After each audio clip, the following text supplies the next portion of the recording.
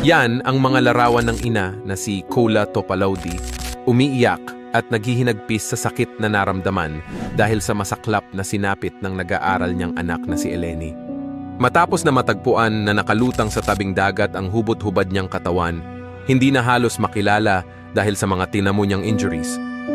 Ating alamin kung bakit humantong sa malagim na wakas ang maiksi niyang buhay dito sa mundo.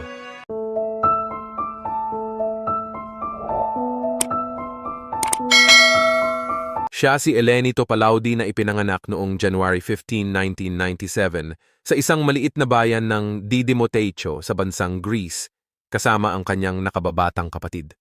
Dito din nakatira ang kanyang mga magulang na parehong teacher. Kilala siya ng mga nagmamahal sa kanya bilang isang mabait, masayahin, palabirong tao at punong-puno ng pangarap sa buhay.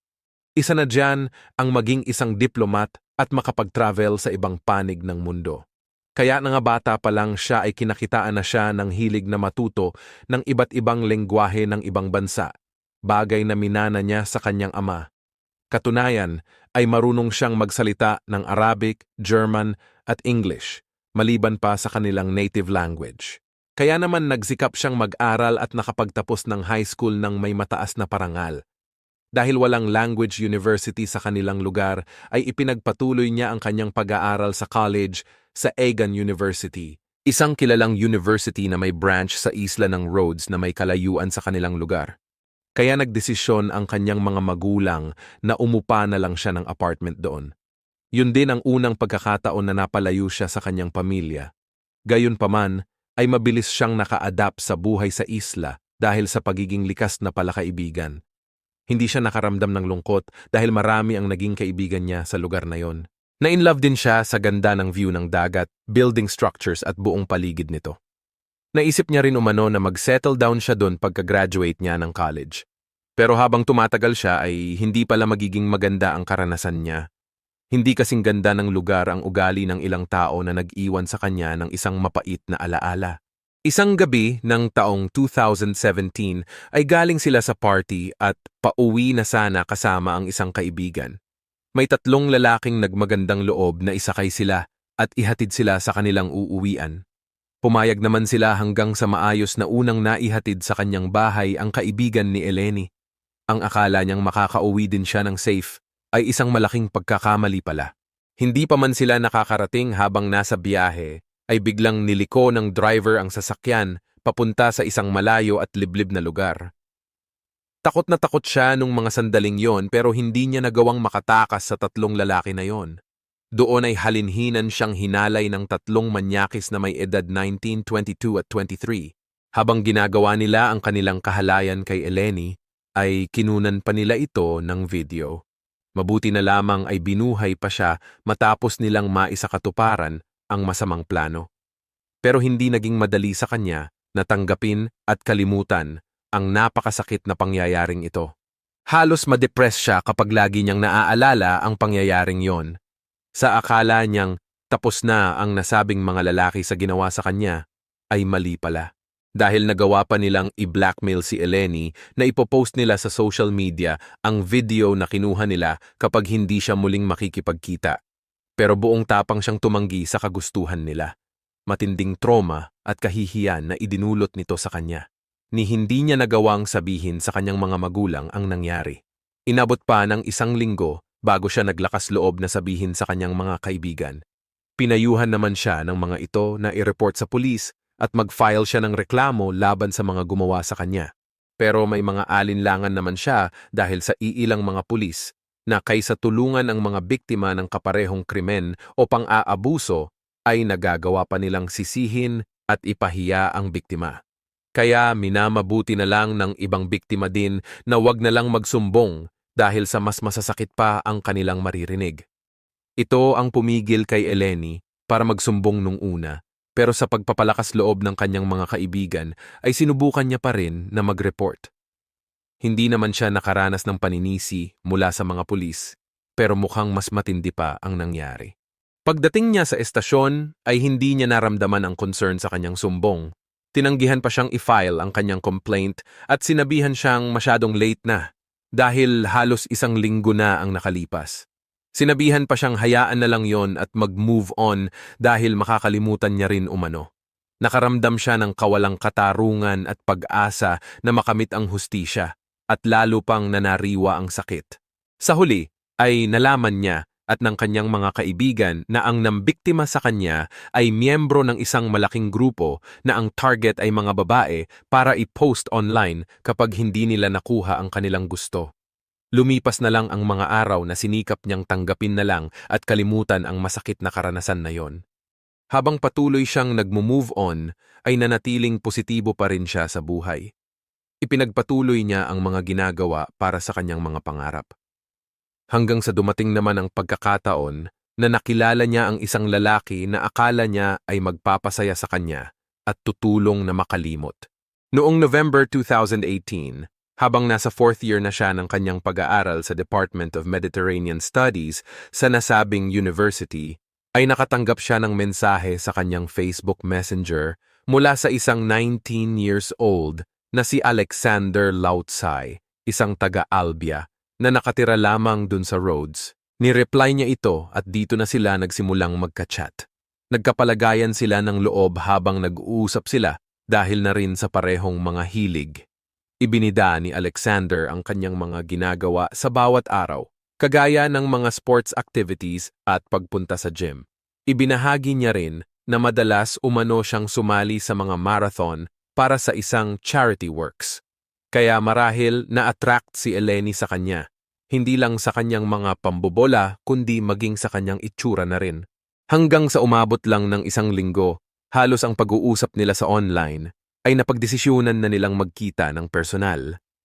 Ito ang unang pagkakataon na magkikita sila at masasabi nilang isa ng date ang kanilang gagawin. Pinag-usapan nila ang lugar at oras ng kanilang pagkikita. Pero lingid sa kaalaman ni Eleni na ang inaasahan niyang romantic date ay magiging isang bangungot na naman pala sa kanya. Ang inaakala niyang mabait, gwapo at mapagkawang gawa ay may itinatagong lihim sa kanyang pagkatao.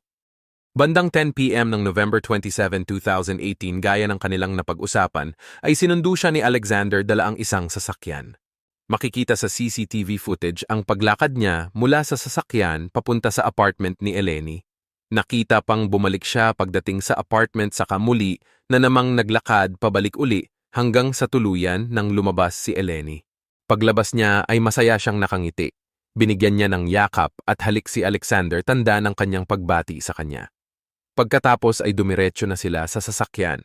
Pero pagpasok niya dito ay nagulat siya na hindi pala siya nag-iisa dahil may isang lalaki na nakaupo din sa likod. Ang akala niyang date lang nilang dalawa ay mali pala.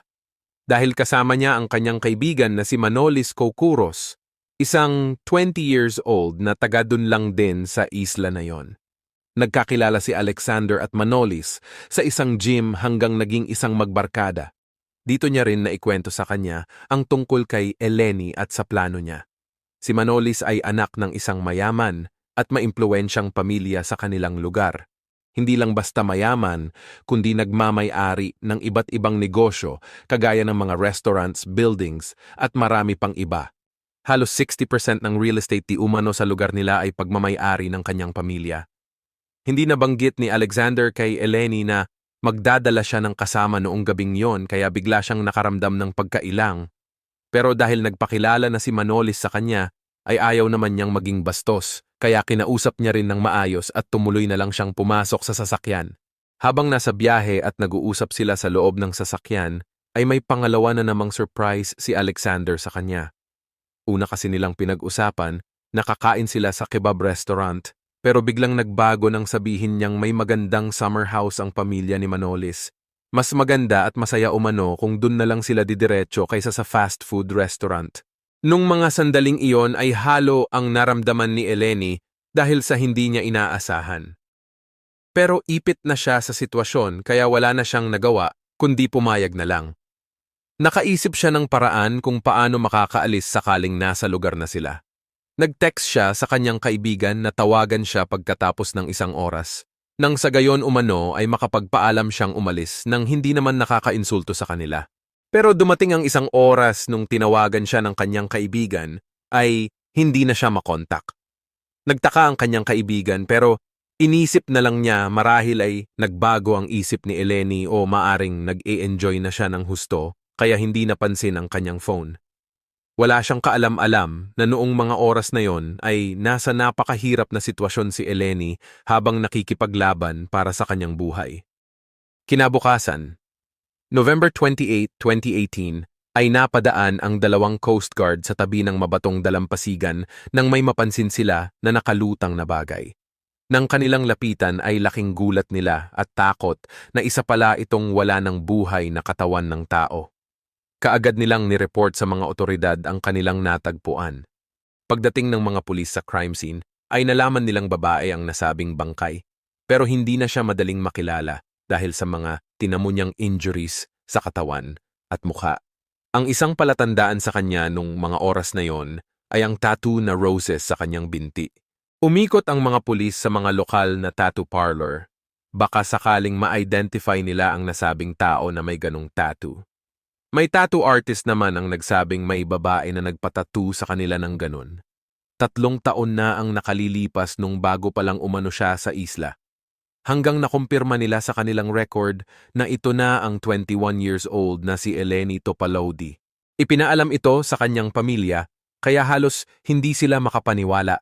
Labis na sakit ang kanilang naramdaman sa hindi inaasahang balita dahil ang buong akala nila ay safe si Eleni at walang problema habang nag-aaral sa lugar na yon.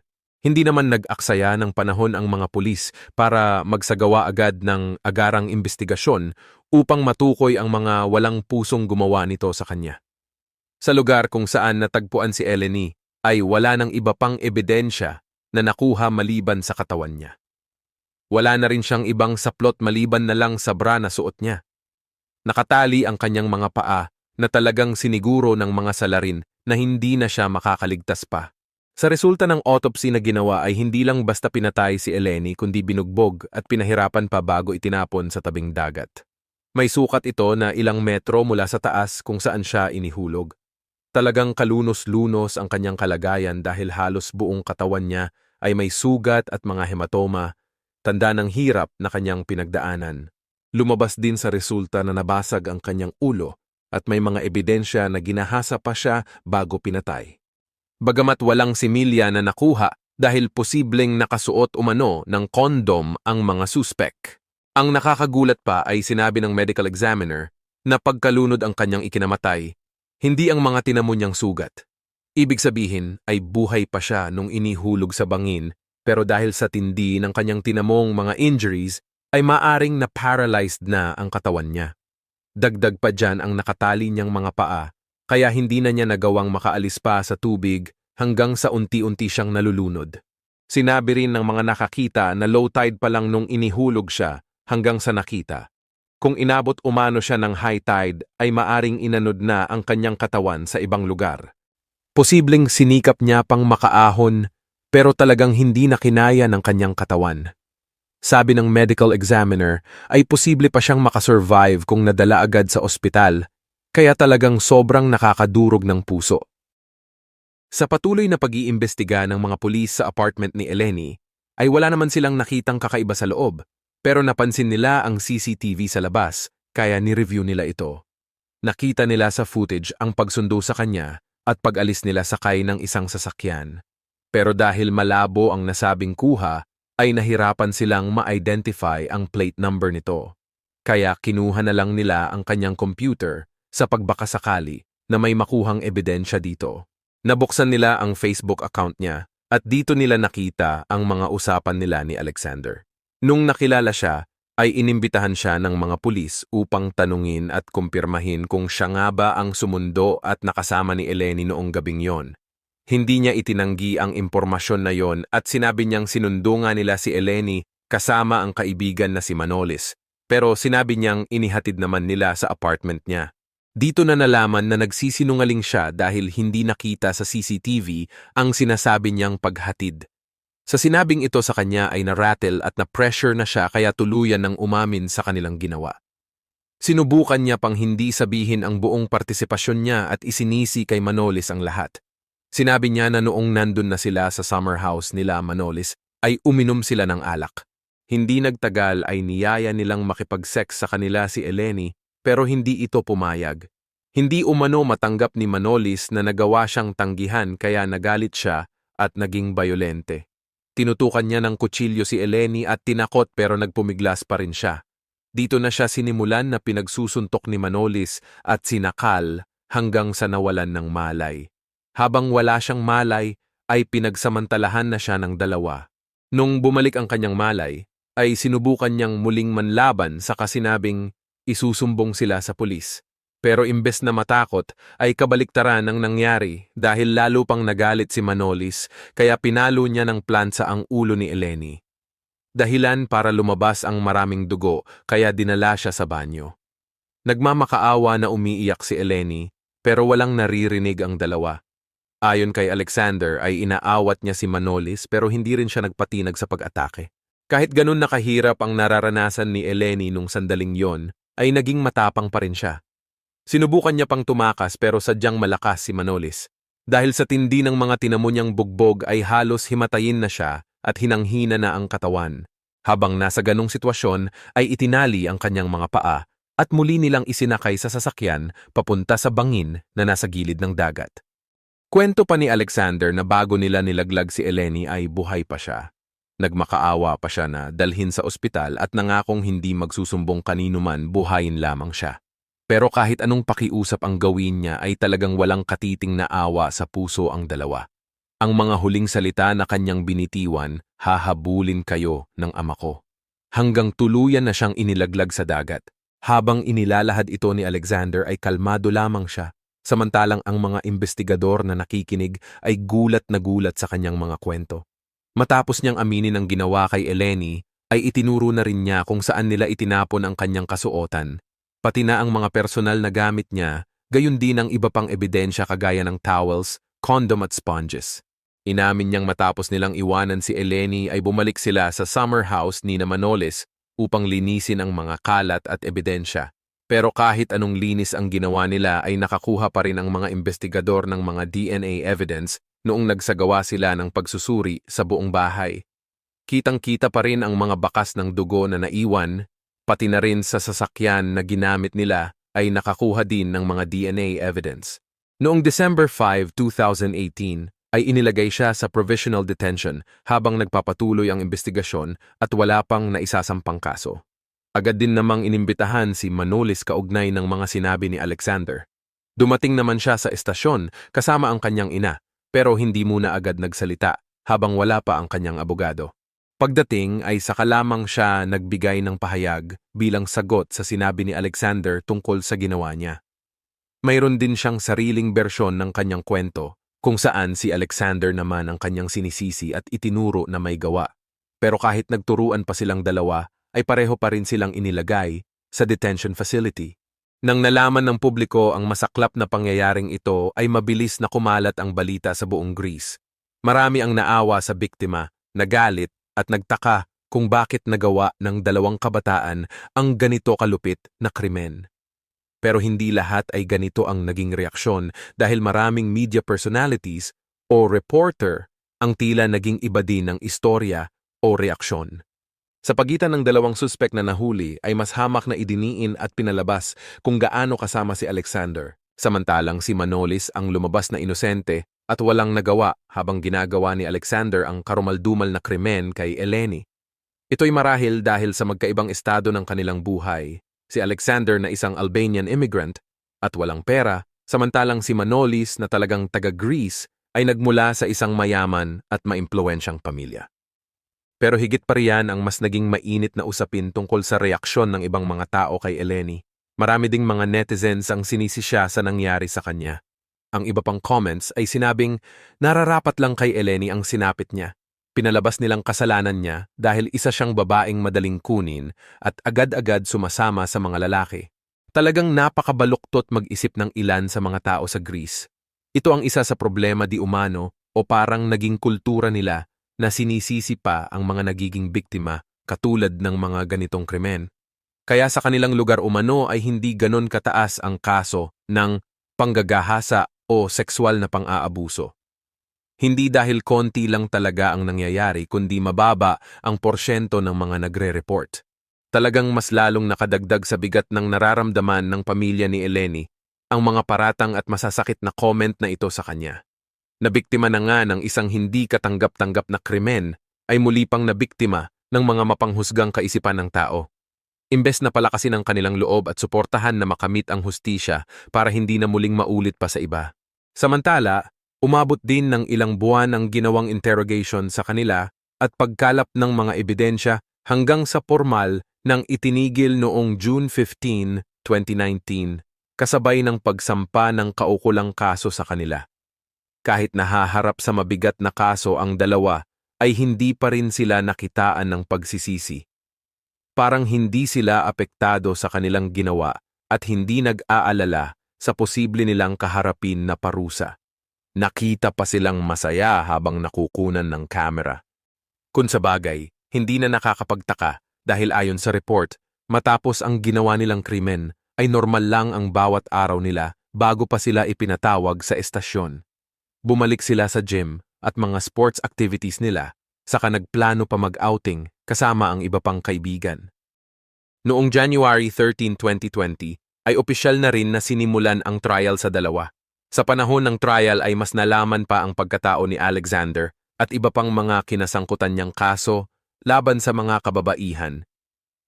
Natuklasan na mayroon pa siyang biniktimang 19 years old na babaeng may kapansanan kasama ang isa pang lalaki, 4 na araw matapos ang ginawa nila ni Manolis kay Eleni.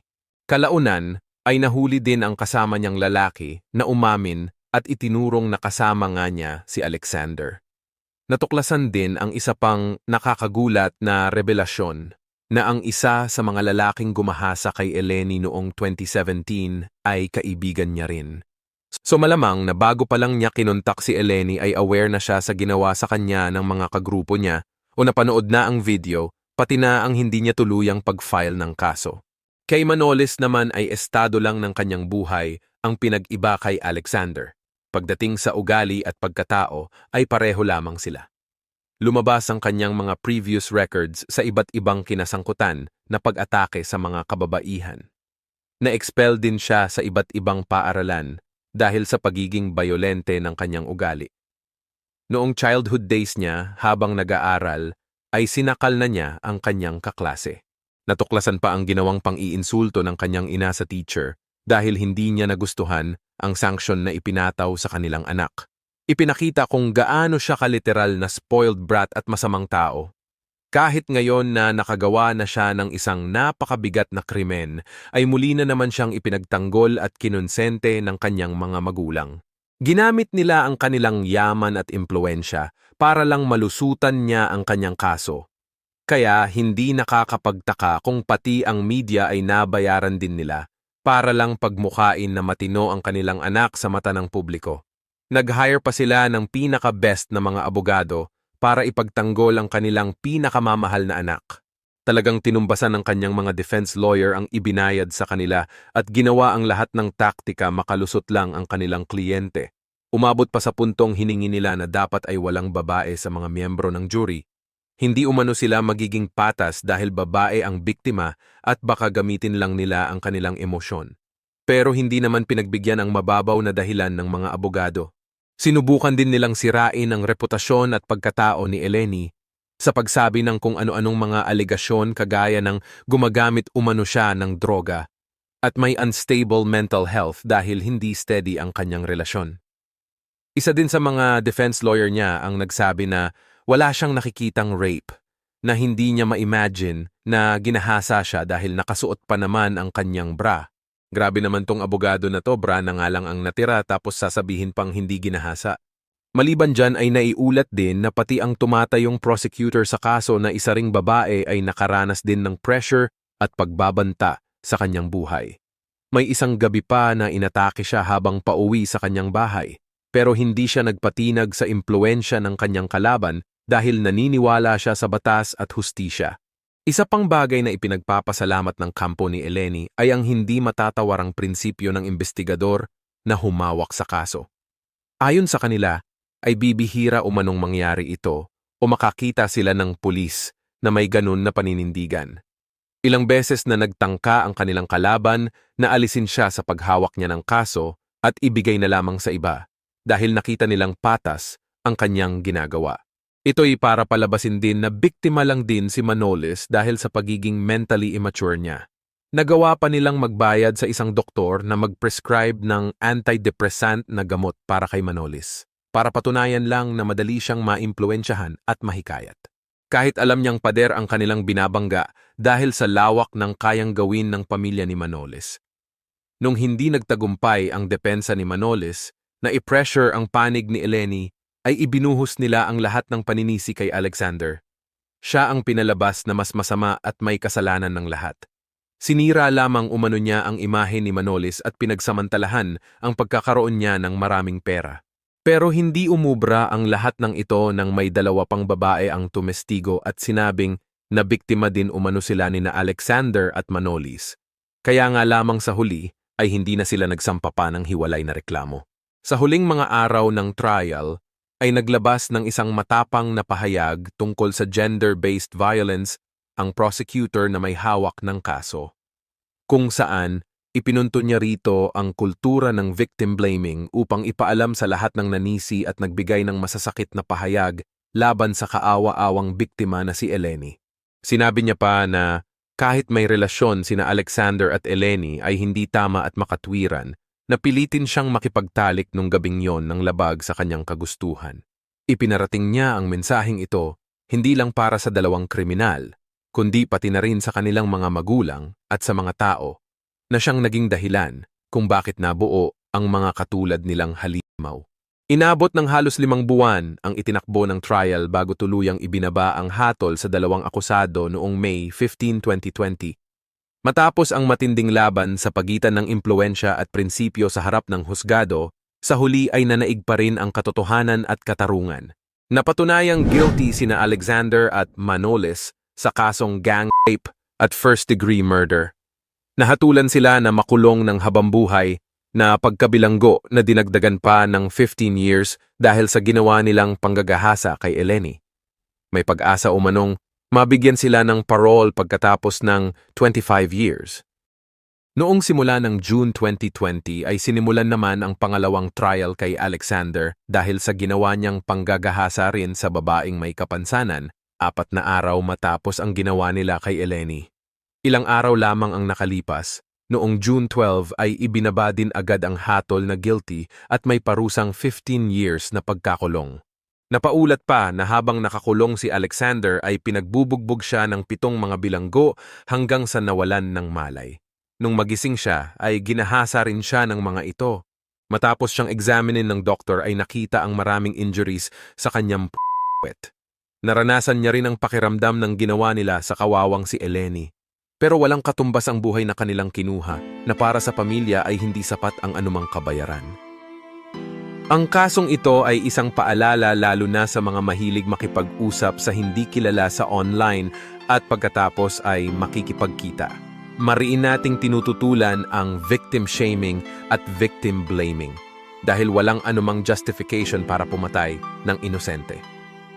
Kung hindi maiwasan na makipagkita ng personal ay siguruhin na gagawin ito sa lugar na maraming tao. Huwag sa isang alanganin lugar at oras. Kung nakaramdam ng mali o kakaiba ay umalis agad, huwag mahihiya o matatakot na magsabi ng hindi.